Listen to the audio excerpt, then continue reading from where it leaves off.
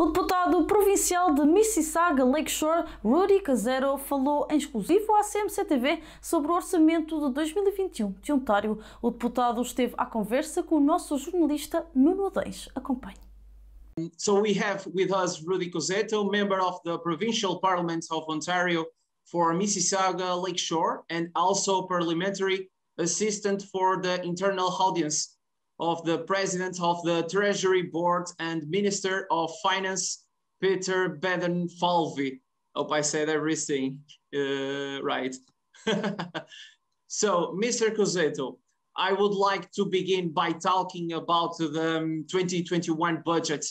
Given that the budget outlines the next steps to defeat COVID-19 and to economically recover the province, which top priorities were taken in mind in the development of this 2021 budget for the people in Ontario? Yeah, it's an excellent budget that's been proposed, and we hope that it gets voted on in the near future, which will be in probably the next couple of weeks. And it's a budget for recovery after this COVID-19 pandemic. There's a lot of spending involved in this budget that that we need at this present time. And as being conservatives, I know that maybe some people don't like the amount of spending that we have put into this budget. But like I said, I look at it differently. I look at it, as being, my background's being Italian, European. Like we save money for that rainy day. And that's what government should do. When, you put money aside when it's good times, so you can handle issues like this that is happening right now. So that's what we've done in this budget. We are spending a total of $173 billion total through the whole province of Ontario, but an extra $51 billion has been put into supporting our COVID-19 recovery in this budget. Mr. Cuzzetto, in its budget, the Ontario government urged Ottawa to provide increased and sustained funding for childcare, while offering the provinces flexibility to figure out what works best in different regions. Why? Well, I look at it myself too. I think the money should be given to parents, not to building brick and mortar locations. I think parents know what they want to do with their child and where they want to put their child. So giving the money directly to parents, I find much better, that they have control over it. And, if you look at other investments that we've put in, is especially in healthcare, like $30 billion to build new hospitals. This is one of the largest investments in Canadian history. And, we're looking at building a hospital right here in Mississauga-Lakeshore, rebuild at the old Mississauga. Well, see, I call it the Mississauga Hospital because I was born there, and it was called South Peel when I was born there.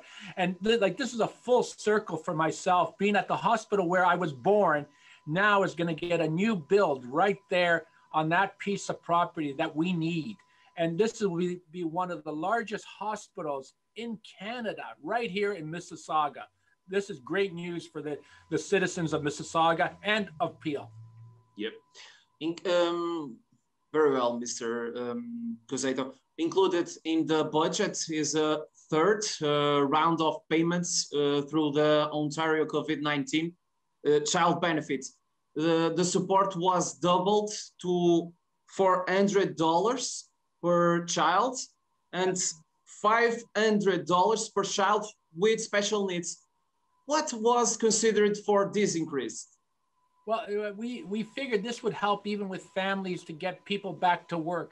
So this is a total of $1.8 billion that's being invested into this program to getting people back to work and to helping women with their children so they could go back into the workforce. Because COVID-19 has hit women probably the hardest out of all through our community. And that's why, doing what we're doing, even if you look at long-term care, we're investing $4.9 billion for 4 hours of care for our seniors. But that means that we're going to be hiring an extra 27,000 PSWs because of all the long-term care facilities that we are building. Like if you look at the previous government, they only built 611 beds through the whole province of Ontario since 2011 to 2018. we're building right here in Mississauga-Lakeshore 640 beds at Sheridan Park, which is on an accelerated build, which will be ready by 2022, right? This is unbelievable. And we're doing this through the whole province of Ontario. We're building long-term care that was neglected for years. And we're the first government that has a minister for long-term care. No other government has ever had a minister for long-term care. And when she got elected as minister for that, she had already started to get rid of the quads, the 4 in a room in our long-term care facilities. But then COVID hit, so we had to pivot very quickly to looking after our seniors as well in the long-term care facilities and take care of the issue of COVID in these facilities. So, Mr. Rudy Cuzzetto, how many families will receive this support, and what is the criteria? Well, the families, it's over 300,000 families in the province of Ontario will be getting this support.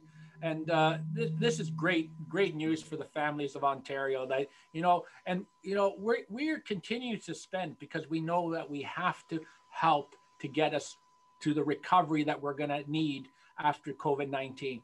What's holding us back right now is the vaccines that we're not getting from the federal government. And that's the issue that's holding us back, because if we had the vaccines in hand, we would be able to vaccinate more people in the province of Ontario. And I recommend that everybody goes out there and get their vaccine. I can't wait for my turn. I'm still under the age that I have to be there, but as soon as it's available, I will be going to get my vaccine as well, because I think it's very important that we all get our vaccine. Thanks. The province also plans to offer a second round of payments to small businesses affected by the pandemic. The Canadian Federation of Independent Business applauded the government's decision, but this group urged the Ontario government to expand eligibility for this program. What do you think about that, and what is the government planning to do? Well, I think this idea of giving this extra $10,000 to $20,000 for small business is very needed in the province of Ontario. And the nice thing is you don't have to reapply. If you applied the first time, it's automatically, which is a lot better for small business owners. They don't have to go through the, applying again for the same benefit. And we are always looking at expanding the program and see what we can do to, there's always, anything can always be done better. We know that, especially after the fact, so that's what we're trying to do, improve the program to move forward and help our small business owners, especially the ones in Peel region and Toronto that have been hit very hard because of the lockdowns. Like I see it all the time. I speak to my business owners here in Port Credit and in Clarkson with their BIAs about, how hard they've been hit, especially the restaurant industry. They've been hit very hard. And I'm happy that they've been able to open their patios over the last week. It has helped them, and we're still far away from, where we have to be. And what I was pushing for was a percentage of their liquor license and fire code. That was my push with Dr. Williams and with the Minister of Health, Christine Elliott, because I thought that it should be a percentage of their square footage, because that's really safety. Like if you're allowing 10 people in a small restaurant of 100 square feet, that's not really safe. But if you give them a percentage of their liquor license fire code, then that becomes safe, right? And especially a restaurant of 10,000 square feet, having only 10 people, it's not even worth for them to open up as well. So, but if you give them a percentage of their square footage, which we did is 50%, right? Up to 50 people, which gives them, a bit of maneuvering room during this pandemic. Very well, Mr. Cuzzetto. The Ontario government's plan has two main themes: health and economic recovery. Recently, Premier Doug Ford announced that the province will build a new hospital in Brampton. Good news. Is it important to tell the people of Brampton that the government has not forgotten them? Yes, and I think our Premier Doug Ford has worked really hard with the Mayor of Brampton to build hospital in Brampton, as well here in Mississauga-Lakeshore, because Peel needs hospitals. And, you know, I look at our Trillium Hospital here in Mississauga-Lakeshore, like we should have built a new hospital 20 years ago, never mind today. That should have been done from the previous government. You know, everything was overlooked for many years and money was spent foolishly. Instead, our government is concentrating where to spend the money, where we really need it, not blow money foolishly. It's very easy to blow money foolishly. We do it in our own homes sometimes, you know, like, you know, we go out shop and we buy things we don't really need, but you should concentrate on what you need. And healthcare is what you need, because look what's happened now with this pandemic. You know, we need healthcare more than ever in this province of Ontario. And we should have done it 15 to 20 years ago. Very well. Now, talking about spending on long-term care, you talk before. The pandemic has been taking a lot of lives, especially in the Ontario long-term care sector. Is this the reason why the provincial government wants to accelerate the construction of new spaces for long-term care? When is it going to happen, and how long is it going to take? Well, like I already mentioned about the long-term care, we are accelerating our building of long-term care through the province of Ontario. Like I said, from 2011 and 2018, they only built 611 beds across the whole province of Ontario. We're building these right now in accelerated builds with ministerial zoning orders that you probably heard about. And that's when the city and the region agree. So the minister says, yes, we can build here. Let's build it quickly. We're building module units right here. And it's unbelievable, like 640 beds in a year's time, just here in Mississauga-Lakeshore, never mind the other 3 locations, as well as more long-term care. We're building a total of 30,000 beds, right? And we're on our way. And this is what's very important, building more long-term care, because we need it. We have an aging population and we need long-term care. And I think it's very important that we build it, and build it quickly, and build it safely. Exactly. Do you consider that Ontario's budget strikes a right balance, or do you think there's still work to do behind the curtains? I think we've hit on a balance across the whole board of the budget. I think the budget is, like I said, like like we've spent more money than any other government has ever spent in the history of Ontario, but we've spent it on areas that we need to spend that have been neglected for years.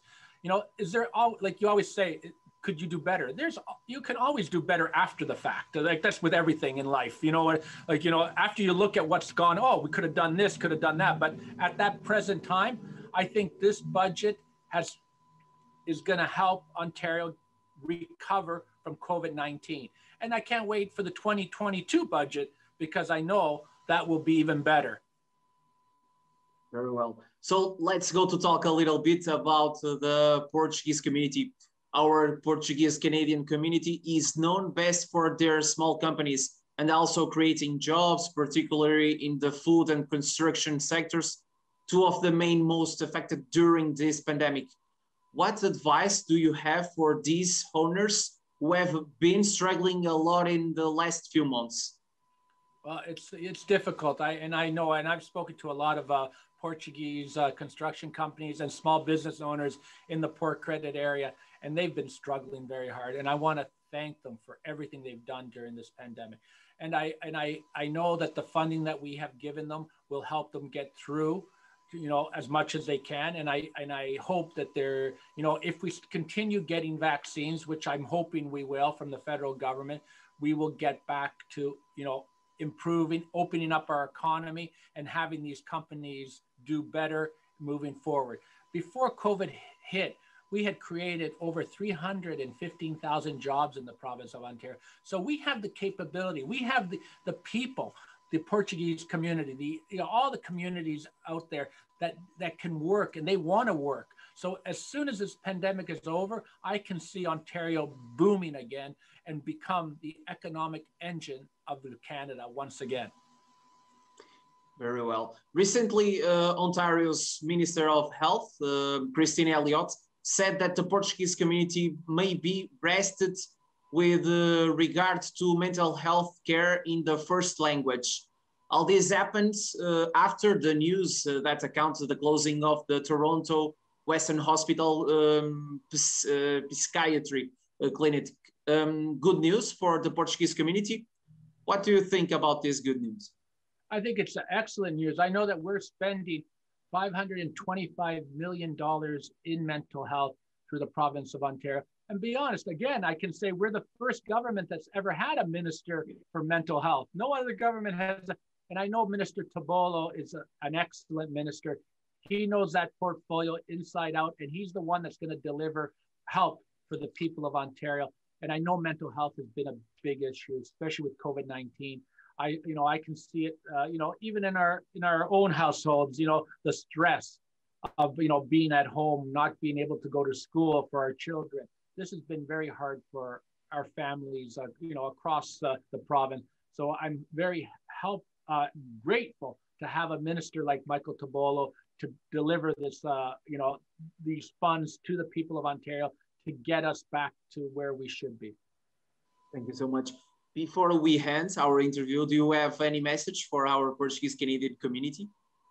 Well, I'll tell you the truth. I'm really familiar with the Portuguese community. They're part of like my family as well. Not only that, I have a signed jersey from Ronaldo that I have in my Queen's Park. Yes, in my Queen's Park, because I have a good friend that's Roberto Betica that used to play for Juventus. And he was able to get me a signed jersey from Ronaldo, and I have it in my office at Queen's Park. So I'm very, I love Portuguese food, and I've grown up with a lot of Portuguese in my community. So I want to thank them for what they've done to this province, their contributions, for our economy, our culture, and everything. I want to thank them very much, and I'm grateful for being part of the Portuguese community and working with them and other communities across this province. So thank you very much.